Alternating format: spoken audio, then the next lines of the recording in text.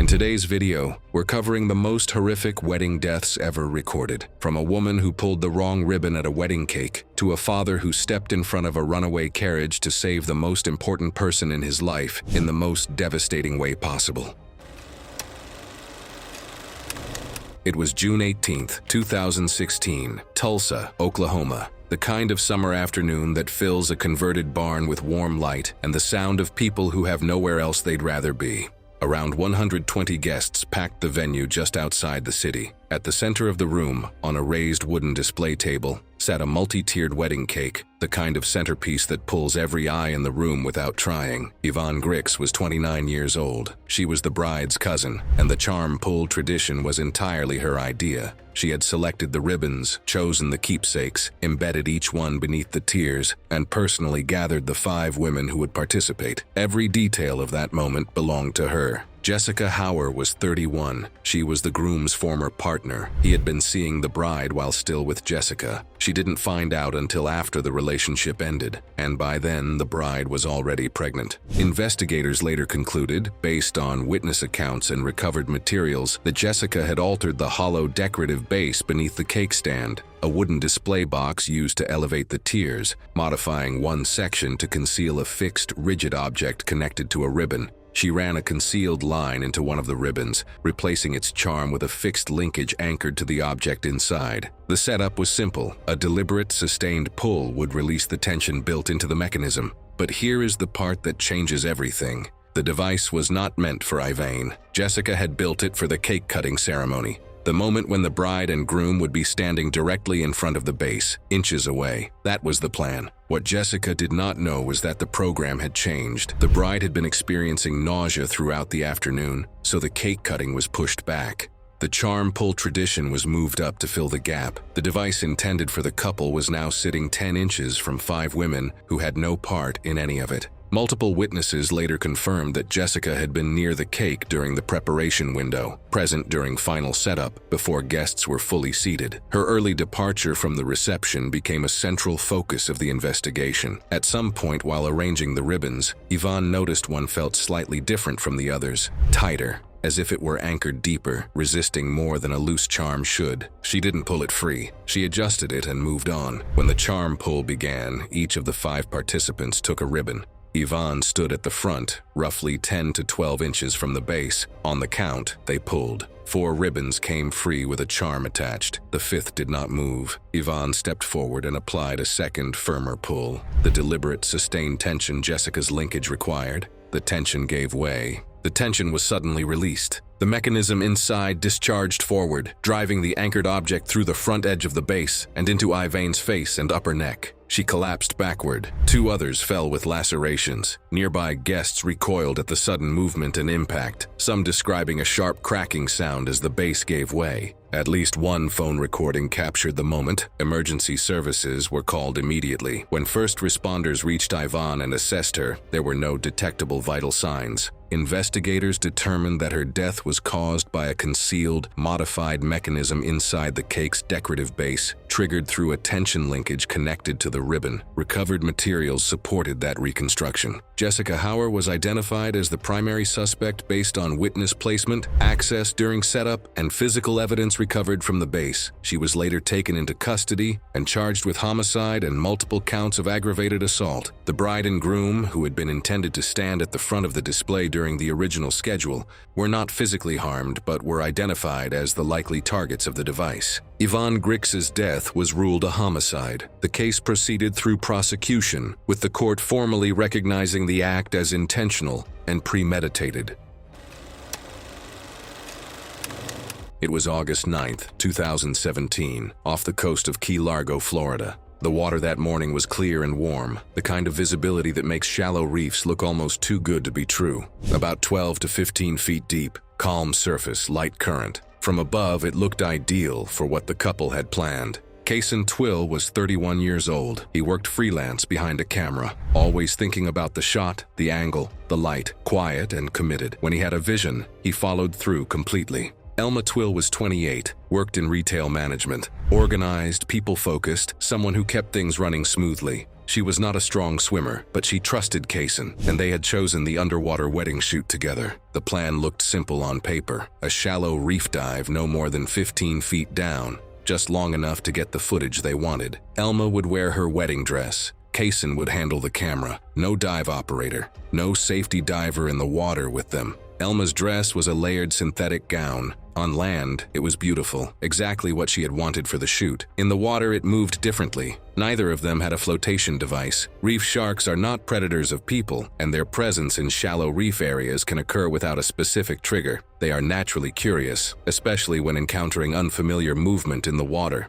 At some point during the shoot, a shark made a single investigative bite to the inner portion of Kaysen's upper thigh. One contact, not a sustained attack. The bite caused deep tissue damage with major vascular injury, triggering rapid and uncontrolled bleeding. Kaysen attempted to ascend. He pushed upward, but within seconds to a minute, blood loss and the onset of shock reduced his strength. Witnesses on the boat above reported seeing disturbance below the surface before the water darkened. He surfaced unevenly, struggling to stay afloat, then lost consciousness. Below the surface, Elma had no idea what had just happened. What she knew was that she needed to get up, but the dress had become almost unmanageable. The fabric had taken on water, increasing its weight and drag, wrapping around her legs and limiting her ability to kick. When she tried to free it, the material shifted and tightened further, disrupting her movement instead of helping. She panicked. Without buoyancy and with her lower body restricted, she could not generate enough upward movement to reach the surface. She inhaled water and went under, unable to recover on her own. Both were pulled from the water unresponsive by people on the boat. Rescue personnel worked both victims. Neither survived. Kaysen's cause of death was severe blood loss from a shark bite involving major vascular damage to the upper inner thigh. Elma's cause of death was drowning, compounded by restricted mobility from the waterlogged dress and the onset of panic. Investigators found no safety measures in place. Environmental notes referenced general marine activity in the broader area, rather than a single definitive trigger at the site. The final findings emphasized the absence of in-water safety support, the use of restrictive clothing in an open water environment, and a fundamental failure in risk assessment.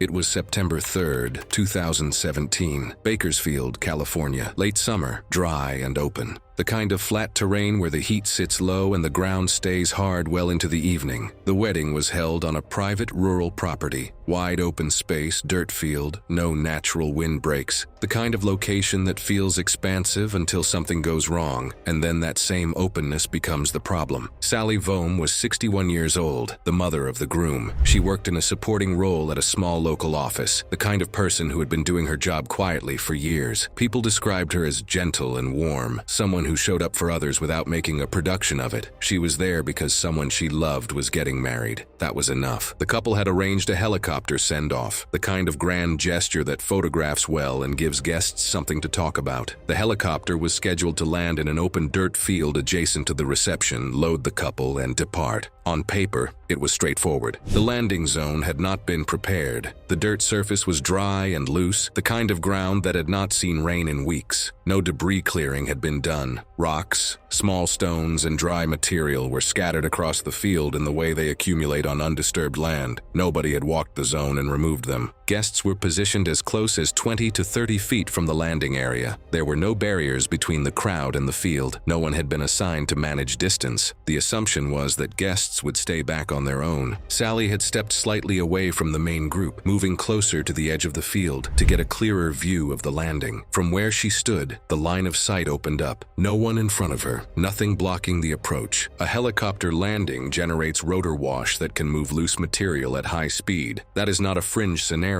It is expected on dry, unprepared surfaces. The field still was not cleared. As the helicopter descended, the rotor wash intensified through the final approach. Downwash velocities near the ground can reach roughly 60 to 100 miles per hour, forcing air outward across the surface. The pressure did not just move dust, it lifted loose debris fully airborne, creating a widening cloud of particles around the aircraft. Within that debris field was a small, angular rock fragment, light enough to be carried by the rotor wash, dense enough to cause serious damage. It was picked up from the surface and thrown outward at high velocity. curiosity. Sally was standing about 25 feet from the edge of the landing zone, directly within that expanding field of debris. The fragment struck her at the temple. She collapsed almost immediately. Witnesses said there was no warning. One moment she was watching the helicopter descend. The next, she was on the ground. Nobody saw the rock coming. Airborne debris moving at that speed, inside dust and rotor turbulence, is extremely difficult to see or track in real time. Emergency services were called. She remained unresponsive from the moment she hit the ground and showed no signs of consciousness. Responders confirmed a severe head injury on scene. She was transported to a regional medical facility but did not survive. The medical examiner determined the cause of death as fatal head trauma consistent with a depressed skull fracture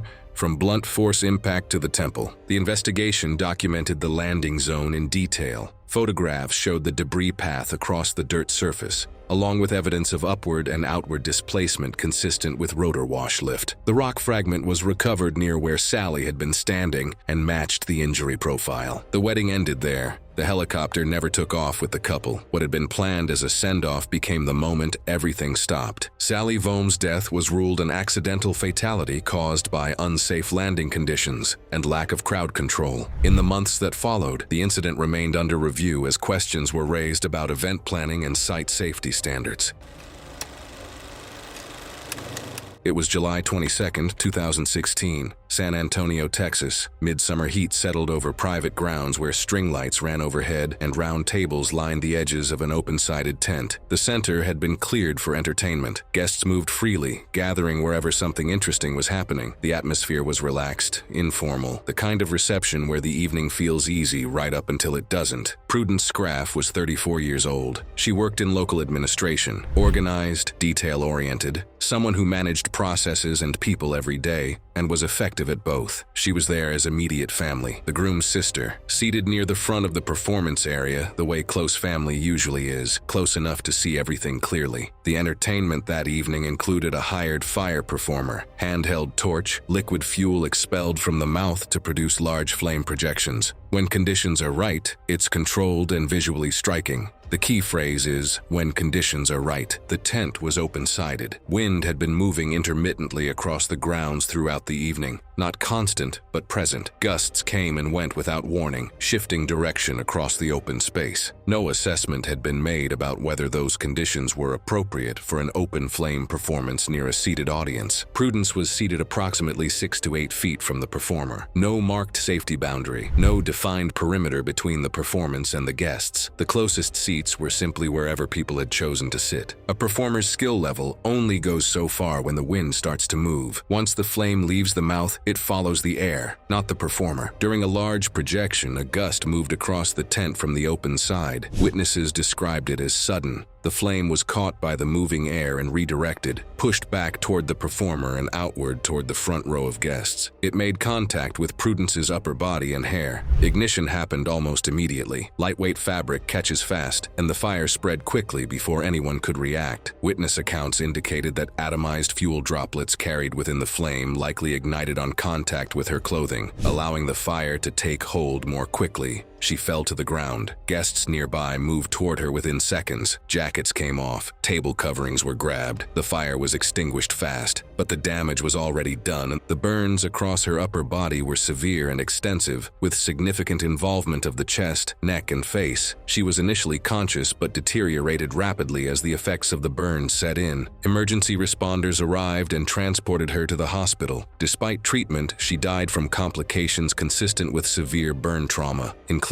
airway injury from heat exposure and the extent of total body surface area affected. The performer sustained minor burns. No other guests were injured. The interval between the gust and the ignition was measured in seconds. Prudence was seated, watching a performance at her brother's wedding, with no way to react to something that moved that fast. There was nothing she could have done differently. Investigators reviewed the performance setup, wind conditions, and audience proximity. No safety perimeter had been established. The open-sided tent provided no wind protection for the performer or the guests seated nearest to him. Official findings cited wind redirection of an active flame projection combined with unsafe audience proximity as the primary factors. The performer was found to have operated within standard technique. The failure was in the venue assessment and the planning decisions made before the performance began. known. The most preventable incidents are often the ones where the risk was visible before anything even started. It just wasn't taken seriously. In the months that followed, local event licensing bodies in the region began requiring formal fire performance risk assessments as a condition of permit approval for open-sided or partially enclosed venues.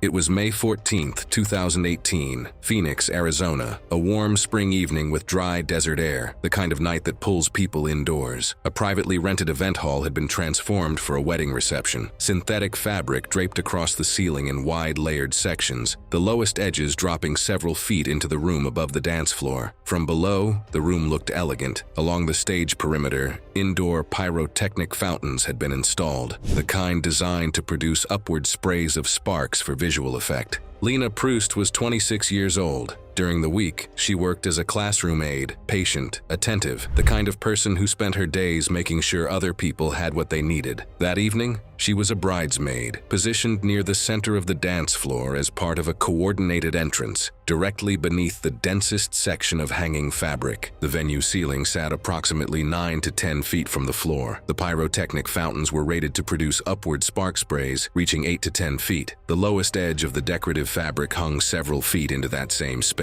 Those two measurements occupied the same vertical column above the dance floor. No clearance assessment had been conducted before the event. Investigators found no evidence that the output height of the fountains had ever been compared against the hanging depth of the fabric. Indoor pyrotechnics carry listed output specifications. The fabric had a visible lowest edge. The comparison required was simple. Based on everything the investigation documented, it was never made. When the entrance music started and the fountains triggered, the sparks rose and contacted the lowest edge of the ceiling fabric almost immediately. Witnesses described the ignition as fast. The synthetic material caught within seconds. Flames spread laterally across the draped section above the dance floor, and burning pieces began detaching and falling downward. One section came down directly onto Lena's shoulders and upper back. Synthetic fabric can melt when it burns. It adhered to her clothing and continued burning, spreading across her arms, neck, and torso within seconds. She collapsed on the dance floor. Guests moved toward her immediately. Tablecloths were pulled, water thrown, flames smothered by hand. The fire was suppressed within seconds, but the burns were extensive and deep, covering a large portion of her body. She was unresponsive shortly after. Emergency personnel transported her with injuries consistent with severe thermal damage. She died from those injuries. Investigators later documented the ceiling height,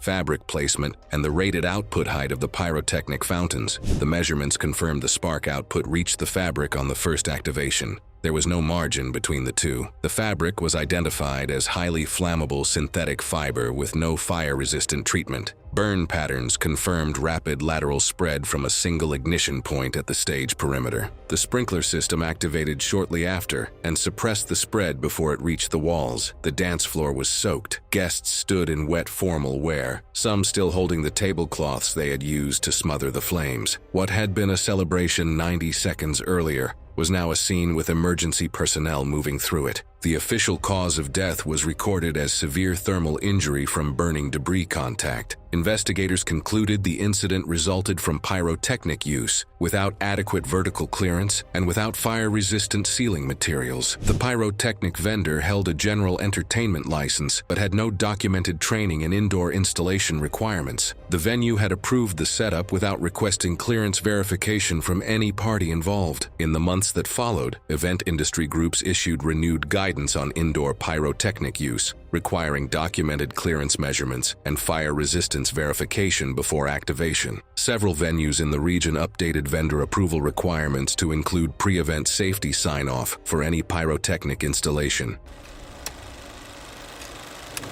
It was October 1st, 2015, Lancaster County, Pennsylvania. The sky sat low and overcast over a working farm that had been converted into a wedding venue. Gravel paths cut between open fields. Wooden fencing lined the property edges. The air carried the first chill of early fall. Mark Proust was 58 years old. He had spent decades as a farm equipment mechanic, working around heavy machinery long enough to understand force, weight, and what happens when momentum builds past the point of control. That afternoon, he was there as the father of the bride. The send-off had been planned around a horse-drawn carriage, 2 horses, an open carriage, a gravel path with a slight downward grade leading away from the ceremony site. Fireworks had been positioned approximately 40 feet behind the team, close enough to be felt across the open yard, not just seen.